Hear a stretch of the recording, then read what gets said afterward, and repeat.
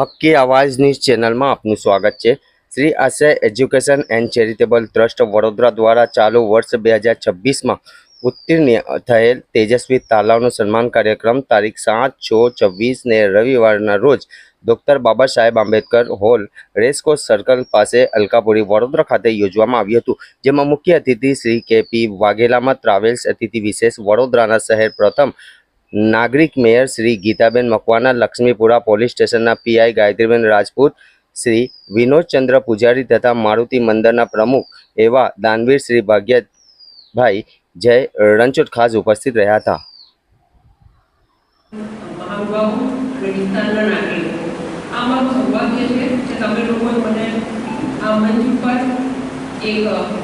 अतिथि तरीके विशेष सम्मान વધારે તો બોલતા નથી આવડતું, પણ એટલું જ કહીશ કે આટલું સાંભળું છું કે આપણા બાબા સાહેબ, પણ ખરેખર એવું નથી।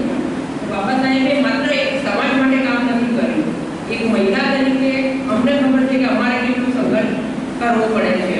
જો બાબા સાહેબની નીતિઓ ના હોત, આપણું બંધારણ ના હોત, તો કદાચ હું બી અહીંયા ના હોત।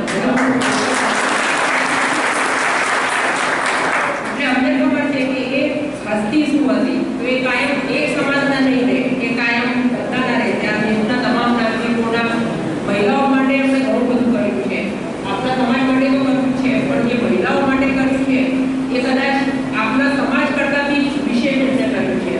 કારણ કે ભૂતકાળમાં જશો અને તમે જોશો તો તમારી જે સ્થિતિ હતી, કદાચ દરેક મહિલાની પણ એક સ્થિતિ હતી, તો મહિલાઓને એક ગૌરવપૂર્ણ સન્માન આપવું, આવા પ્લેટફોર્મ પર ઊભા રહેવાનું, એક ઇક્વલ ઓપોર્ચ્યુનિટી આપવી, તો એ કામ બાબા સાહેબે કર્યું છે। તો આપણું કામ શું છે કે એમણે જે બંધારણ આપ્યું છે, બંધારણ શું કહે છે કે સમાનતાનો અધિકાર, કે અહીંયા ઊંચ નીચ કે એવી કોઈ બી વસ્તુ નથી, તમે બધા સમાન જ છીએ, દરેકને ઓપોર્ચ્યુનિટી મળી છે। આપણી વચ્ચે સૌથી મોટામાં મોટું ઉદાહરણ મેડમ છે કે મેડમને ઘણો પરિણામ એમને મળ્યું છે। તો એક વિદ્યાર્થી તરીકે તમને બધાને હું એટલું જ કહેવા માંગીશ કે તક મળે ના મળે, તમારે તમારી મહેનત નથી છોડવાની। જો મહેનત કરતા રહેશો તો એક દિવસ તમને તક મળવાની છે। તો આપણે એવું કરીએ કે સૌથી પહેલાં તો આપણા મા બાપને આપણી ઉપર ગર્વ થાય કે મારો છોકરો કે છોકરી એ અમારું નામ, અમારા ખાનદાનનું નામ રોશન કર્યું છે। બીજું આપણે એવું કરીએ કે આપણા સમાજને ગર્વ થાય અને આપણે પોતાની જાતને જોઈએ, કારણ કે અત્યારે એટલું બધું થઈ ગયું છે, સારી વસ્તુ બી એટલી છે અને ખરાબ વસ્તુ બી એટલી છે। તો વિદ્યાર્થીઓને તમને બધાને એટલું કહેવા માંગીશું કે અત્યારે મહેનતનો ટાઈમ છે। સોશિયલ મીડિયા કે આ જે બીજા રસ્તે ગેરમાર્ગે દોરવાઈ જવા કરતાં આપણે આપણું ગોલ ક્લિયર રાખીએ કે મારે શું કરવું છે, મારે ક્યાં સુધી પહોંચવું છે। મહેનત કરશો તો એક દિવસ જરૂર તમને સફળતા મળશે। બસ એટલું જ છે કે મહેનત કરતા રહો। અને મારું બહુ બેઠા છે કે જે તમને શિક્ષણ માટે આટલું બધું સપોર્ટ આપી રહ્યા છે। બીજી કોઈ બી વસ્તુ કરતાં જે વ્યક્તિ તમને શિક્ષણમાં સપોર્ટ કરે છે, કારણ કે શિક્ષણ હશે તો તમે ત્યાં ઊભા રહી શકશો અને પોતાના માટે લડી શકશો। તો હું વાઘેલા ભાઈને ધન્યવાદ કરું છું કે તમે સમાજ માટે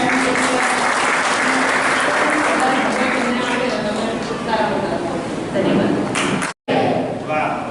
ભીમ સાહેબ આંબેડકરે જ્યારે આવ્યું પૂરા તાકાતથી જ્યારે જયકારો બોલ્યા છે ને, ત્યાં તમે અહીં સુધી પહોંચ્યા છો અને આટલા હોલની અંદર આટલા બધા ભેગા થયા હોય અને એની અંદર ઢીલું ઢીલું ચાલે ખરું, હે બોલો પ્રેમથી ભારત માતા કી જય, જય ભીમ, જય ભીમ। આજના આવા સુંદર કાર્યક્રમની અંદર કહેવાય છે ને કે તમે કંઈક કરશો તો તમારું સન્માન થશે, કંઈક સારું કરશો તો સન્માન થશે અને સારું કરશો તો સમાજની અંદર તમારી એક ઇજ્જત થશે। તો આજે સરસ મજાના કાર્યક્રમની અંદર આશ્રય ચેરિટેબલ ટ્રસ્ટ દ્વારા સુંદર કાર્યક્રમ માટે પહેલા તો આપણે એમને તાળીઓથી આપણે વધાવીએ। સાથે સાથે આપણા મોઢેરા એવા મહેમાન જેઓ કહેવાય છે કે કિંમતી સમય કાઢી પધારેલા આપણા ગીતાબેન, જેઓ આપણા પ્રથમ નાગરિક મેયર સાહેબ છે, તો આપણે એમને પણ તાળીઓથી વધાવવાનું કારણ છે કે સમાજ માટે વધાવો। બીજું કે અમારા વિસ્તારમાંથી ખૂબ ખૂબ ધન્યવાદ।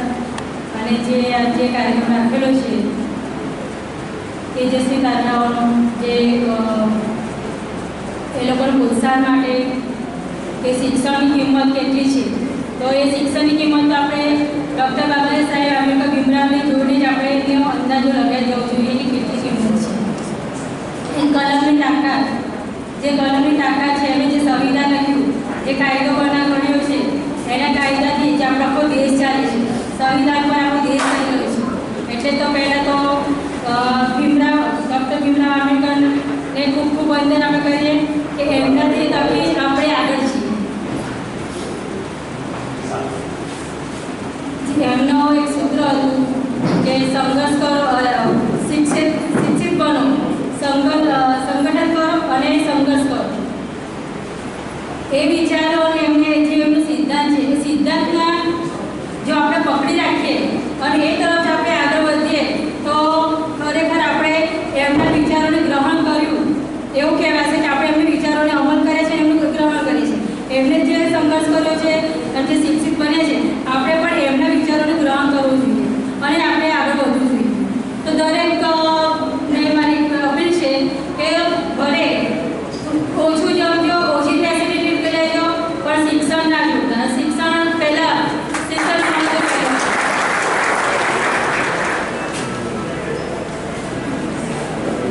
શિક્ષણનો પ્રતાપ હતો કે જ્યારે હું આ પદ પર છું અત્યારે તો કદાચ શિક્ષણનો પ્રતાપ એ કે પુરુષ સીટ હતી